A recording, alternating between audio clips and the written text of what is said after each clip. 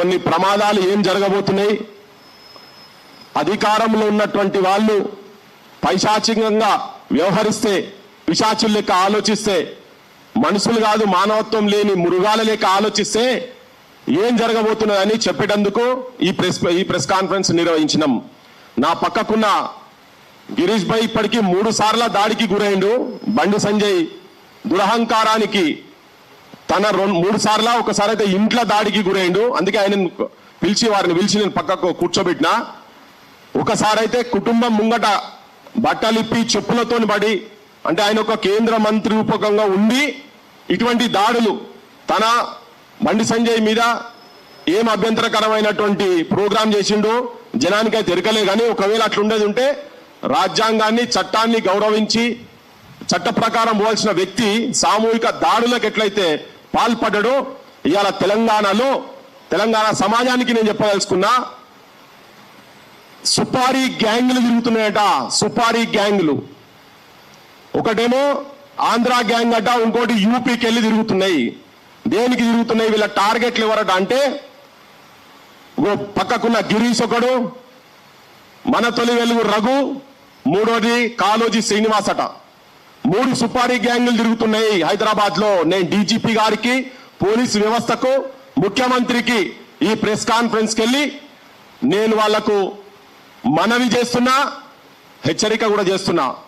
ఈ దాడుల ప్రవృత్తి, వాళ్ళ గ్యాంగులు ఎవరు, నేను ఎందుకు డైరెక్ట్ డీజీపీ దగ్గర పోకుండానే ప్రెస్కి ఎందుకు చెప్తున్నా అంటే, ఆయన బహిరంగంగా బాహాటంగా మొన్న ఎవరెవరైతే ఈ రాక్షసుల జాతి ఎవరైతే ఉన్నారో, అంటే మా సంటోళం ఆ మైనర్ బాలిక అత్యాచారంకు గురైనటువంటి మైనర్ బాలిక తరఫుకెళ్ళి నిలబడ్డటువంటి వాళ్ళందరట బండి సంజయ్కి, రాక్షస జాతికి సంబంధించిన వాళ్ళట. ఒక్కొక్కని అంతు చూస్తా అని రామ లక్ష్మణ్ జానకి జై బోలో హనుమానికి అనుకుంటా తోకకు నిప్పు పెడితే లంకను మొత్తం ఎట్లయితే కాల్చిండో అట్లా నేను మొత్తం వీళ్ళందరినీ తలగబెడతా అని చెప్పిండు ఆయనే. అక్కడితో ఊకోలే. ఆయనకు ఉన్నటువంటి కొన్ని ఛానళ్లతోటి, కొంతమంది వ్యక్తులతోటి డైరెక్ట్ ఫోటోలు వేపించి, అందులో గిరీష్ భాయ్ ఫోటో ఉన్నది, రఘు ఫోటో ఉన్నది, దాసరి శ్రీనివాస్ ఫోటో ఉన్నది, 3 ఫోటోలు పెట్టించి వీళ్ళని అంతం చేస్తాం అని బాహటంగా వాళ్ళ గ్యాంగ్ నుంచి వీడియోలు పెట్టించి బయటికి పెట్టాడు. ఇది దాదాపు జరిగి కూడా ఒక 5-6 రోజులు అవుతున్నది. అయినా ఏదో పూరంబొక్కలు ఎవడోడు ఇట్లా మాట్లాడుతూనే ఉంటారు లేని ఊరుకున్నాం. కానీ లేటెస్ట్ గా తెలిసినటువంటి సమాచారం ప్రకారం బూటాని జరుగుతున్నది. అంటే తెలంగాణలో ప్రజల గురించి పనిచేసినటువంటి వాళ్ళు ఇలా మైనర్ బాలిక అత్యాచారాన్ని బయటికి తీసుకొచ్చినటువంటి వ్యక్తులను ఫిజికల్ గా, శారీరకంగా అంతం చేయాలన్నటువంటి ప్రయత్నం చేసి జనాన్ని భయభ్రాంతులను చేసేటువంటి పరిస్థితి తీసుకొచ్చి పెడుతున్నారు అనేది చెప్పేందుకే నేను తెలంగాణ సమాజానికి ఈ ప్రెస్ కాన్ఫరెన్స్ ద్వారా చెప్పదలుచుకున్నా. ఎవరు ఇదే బండి సంజయ్ ఎవరు? వీళ్ళిద్దరి మధ్యలో ఈ చెయ్యోళ్ళు పువ్వులు ఇద్దరు ఒకటి ఎట్లయింది అనేది సమాజానికి మొత్తం తెలుసు. ఈ ముఖ్యమంత్రి మొన్న చెప్తాడు, ప్రెస్ కాన్ఫరెన్స్ లో చెప్తాడు, ప్రెస్ అడ్రస్ చేసుకుంటా, వేటి న్యూస్ దాంట్లో చెప్తాడు. ఆయనే 1 గంట లోపట మేము యాక్షన్ తీసుకున్నాము, పోక్సో కింద కేసు ఫైల్ చేసినాము, బాధిత బాలిక తల్లి వచ్చి పోలీస్ స్టేషన్కి ఏమైనా గంట లోపట మేము కేసు బుక్ చేసినాం అన్నాడు. అది పచ్చబద్ధం. సాక్ష్యం ఇగో తననే ఉండే, ఇంకొకరు కూడా ఉన్నారు ఇక్కడ. ఇక ఇప్పుడు దాపరికం ఏం లేదు. కాలోజీ శ్రీనివాస్ కూడా అక్కడ ఉన్నాడు పోలీస్ స్టేషన్ లా. బరాబర్ ఇప్పుడు చెప్తున్నాం, సమాజానికి చెప్తున్నాం. రఘు కూడా ఫోన్ చేసి ఎప్పటికప్పుడు పోలీసులతో సమాచారం తీసుకుంటున్నాడు. అందరం ఫాలోఅప్ లో ఉన్నాం దాని విషయంలో. వాళ్ళైతే డైరెక్ట్ గా పోలీస్ స్టేషన్ లో ఉన్నారు. మీరు ఎప్పుడు 6 గంటలకు పోతే 12:45 కదా, 6 గంటలకు సాయంత్రం పోతే 12:45 కేసు బుక్ చేయలేదు. కాకపోతే ఎండార్స్మెంట్ ఇచ్చిండ్రు, తెల్లారి పొద్దున్నే కేసు బుక్ చేసిండ్రు. ముఖ్యమంత్రి చెప్తున్నటువంటి పచ్చి అబద్ధం ఇది. దాంట్లో ఇంకొకటి ఏంది, ఆయన ప్రియమిత్రుడని వేదిక మీదే ప్రధానమంత్రి ముంగంటే చెప్పిండు, ప్రియమిత్రుని సంబోధించిండు. ఒక నేరస్తుడు, ఆయన కూడా నేరస్తుడు ఎట్లా చెప్తాను నేను ఇప్పుడు. ఆయన నేరస్తుడు ఎట్లో, ఒక మైనర్ బాలిక మీద అత్యాచారం చేసినటువంటి పిల్లగాని తండ్రిని స్టేజ్ మీద కూర్చోబెట్టుకొని ముఖ్యమంత్రి ప్రియమిత్రుడు అని చెప్తాడు. నిన్నగాక మొన్న జూబ్లీహిల్స్ పోలీస్ స్టేషన్ లో ఒక కేసు అయింది, ఒక వారం రోజుల కింద. ఆ కేసు ఏంటంటే ఇట్లనే ఇదే ట్రాప్ రిచ్ కిడ్స్ అనే కేసు పేరు మీద. అయితే వాళ్ళ తల్లిని ఇట్లనే ఒక అమ్మాయిని వాడుకొని, మైనర్ అమ్మాయిని వాడుకొని పైసలు వసూలు చేస్తున్నారని చెప్పానంటే తల్లిని కూడా తీసుకుపోయి బొక్కల వారేసిండ్రు. ఆమె మళ్ళా కోర్టును ఆశ్రయించి బెయిల్ మీద బయటకు వచ్చింది. ఇది జరిగిన తర్వాత విషయం చెప్తున్నాను ఇదంతా. సో వీళ్ళిద్దరు ఒకటిగా ఉంది.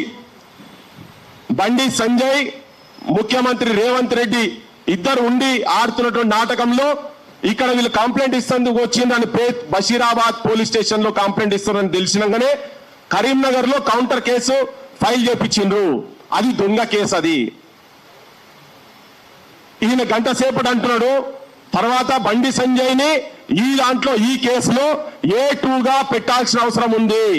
పోలీసులు, కాంగ్రెస్ ప్రభుత్వం, రాహుల్ గాంధీ కూడా ఏమైనా రాజ్యాంగం మీద పొద్దుగా లేస్తే చేతిలో పట్టుకొని తిరుగుతుంటాడు కదా, దాని మీద నమ్మకం ఉంది. నీ గవర్నమెంట్ మీద నీకు, నీ ముఖ్యమంత్రి మీద నీకు పట్టుంటే A2గా బండి సంజయ్ని చేర్చాల్సిన అవసరం ఉంది. ఇది నేను చెప్పేది కాదు, చట్టం చెప్తున్నది. పోక్సో చట్టం కింద చెప్తున్నారు వాళ్ళు. చాలా క్లియర్ గా చట్టంలోనే ఉన్నది. ఎవరికైతే దాంట్లో భాగస్వామ్యం ఉన్నా లేకపోయినా కనీసం సమాచారం తెలిసినటువంటి వ్యక్తికి సెక్షన్ 19 కింద, పోక్సో కింద ఉన్నది. నా ముంగట ఉన్నది ఇది 19 కింద. ఒకవేళ సమాచారం తెలిసినాక కూడా పోలీసులకు చెప్పకుండా దాచి పెడితే కూడా అతని మీద కూడా కేసు కావాల్సిందే, బొక్కలు పోవాల్సిందే, 6 నెలల జైలు శిక్ష ఉన్నదని చెప్పని చట్టం చెప్తా ఉన్నది. నేను దీన్ని మీకు చదివి వినిపిస్తా. ఇది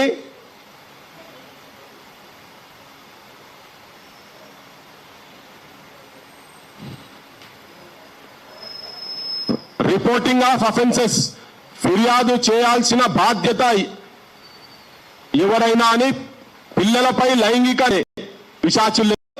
తర్వాత బండి సంజయ్ని కాంగ్రెస్ కూడా బుక్కల వారేయాలి. ఎట్లయితే వాళ్ళ కొడుకు ఇప్పుడు పొద్దున్న లేసే జైలు కూడా ఎట్లయితే ఉంటుందో ఆ కూడా ఈయన కూడా అర్హుడు. బండి సంజయ్ కూడా అర్హుడు దానికి. నీ గ్యాంగులు, నీ సుపారీ గ్యాంగులతోటి నువ్వు తెలంగాణ ప్రజల గొంతుల మీద బూట్లు పెట్టి నువ్వు ఆపాలనే ప్రయత్నం చేస్తే ఒక్కడి కాకపోతే 100 గొంతులు పుడతాయి. ఇలా చూసినా కూడా ఒక చిన్న స్టేట్మెంట్ తోటి, కాక్రోచ్ అనే చిన్న స్టేట్మెంట్ తోటి, చీఫ్ జస్టిస్ ఆఫ్ ఇండియా ఇచ్చినటువంటి ఒక స్టేట్మెంట్ తోటి తెలంగాణలో కాదు భారతదేశం మొత్తం, యువతరం మొత్తం కడుపు కాలుతున్నది. అట్లా రగిలిపోయినారు. తెలంగాణలో మొత్తం యువతరం మొత్తం రగిలిపోయి ఉన్నది. వాళ్ళ భవిష్యత్ అంధకారం అయ్యి మీరు ఇంకా నడి రోడ్ల మీద, బజాట్లల్లా కేసులు వాళ్ళ మీద పెట్టేది పోయి ఉల్టా ఇటువంటి వాళ్ళ మీద దాడులు చేస్తామని చెప్పాలంటే మాత్రం తెలంగాణ సమాజం ఏదో ముక్కుల ఏలేసుకొని కూర్చునే పరిస్థితి ఉండదు. నేను ఇంతకు ముందు కూడా నేను చెప్పినా వాళ్ళు బాధిత తల్లి బిడ్డలు కనుక బయటికి వచ్చి వాళ్ళు ఏం జరిగిందో కనుక చెప్తే జనం రాళ్లతో కొడతారు అని. ఇప్పుడు చెప్పాల్సుకుని ఏంటంటే వీళ్ళ మీద ఎవరి మీదనైనా కానీ ఒకవేళ నువ్వు అనుకున్నట్టుగా దాడులు చేపిస్తా అని అనుకోని ఎక్కడన్నా ఆ దుస్సాహసమే కనుక చేసినావు అనుకో, తెలంగాణ సమాజం మొత్తం నీ ఇంటి మీదకి వస్తుంది. గుర్తుపెట్టుకోమని చెప్పదలుచుకున్నాం. బండి సంజయ్, నువ్వు అంత పెద్ద తురుంకాను కాదు. నువ్వు మా సొంటులను రాక్షసులను నువ్వు వేదిక మీద హనుమంతుని జయంతినాడు మేం కాదు, నువ్వు రాక్షసుని సమాజం చెప్పేసింది. ఈ రాక్షసునికి వత్తాసు వలుక్కుంటా, ఈ రాక్షసునికి చెంచాగిరి చేసుకుంటా తెలంగాణ ముఖ్యమంత్రి, కాంగ్రెస్ పార్టీ కూడా ఎందుకంటున్నా అంటే నిన్న మల్లు రవి అంటే ఆయన మాట్లాడుకుంటా చెప్తాడు. ఆయన కూడా చెప్తాడు. ఏం చెప్తాడు? అరే కొడుకు చేసిండు కదా, ఈయనేం తప్పు చేసినట్టాడు, మరి కొడుకుకు ఆశ్రయం ఇచ్చిండు కదా, అంతే కదా ఆయన చెప్పింది. భారతీయ జనతా పార్టీలో కూడా చాలా మంది నాయకులు వాళ్ళు కూడా అసహనానికి గురవుతున్నారు. నిజం కూడా ఇప్పుడు వ్యక్తిగతంగా చాలా మందికి నచ్చొచ్చు, నచ్చకపోవచ్చు, కానీ వాళ్ళు ఐడియాలజికల్ గా డిఫరెంట్ ఉన్నా కానీ దాంట్లో ఉండి త్యాగం చేసి అసలు చరిత్రలో వాళ్ళ పేరు లేకుండా పోయిన వాళ్ళు చాలా మంది RSS కావచ్చు, ABVP కావచ్చు, ఇంట్లో తిరిగినటువంటి వాళ్ళు.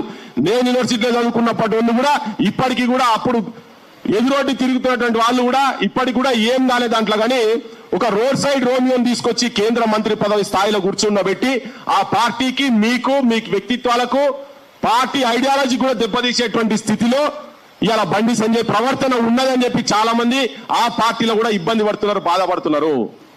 నేను తెలంగాణ సమాజానికి మొత్తం చెప్పదలుచుకున్నది ఏంటంటే ఎక్కడ కనిపించినా ఇలా వీళ్ళు మేము మొన్న ఒక 800 సంవత్సరాల కింద కట్టినటువంటి కాకతీయుల కాలంలో కట్టినటువంటి గుడి మీద కొడితే పోయినాం.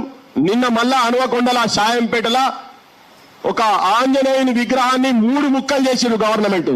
అది ఎవరు పంపిండో వాళ్ళ మీద కేసులు పెట్టాలని నిన్న మేము మళ్ళా మా టీం అంతా పోయినాం. నేను, రఘు, శ్రీను కావచ్చు, రాకేష్ అందరం కలిసి పోయినాం. అదంతా సమాజాన్ని చూపించినాం.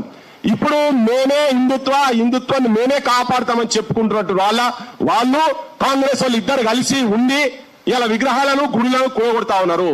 ఇలా ఈ సమాజాన్ని అందరికీ అన్ని మతాలకు సంబంధించినటువంటి దైవ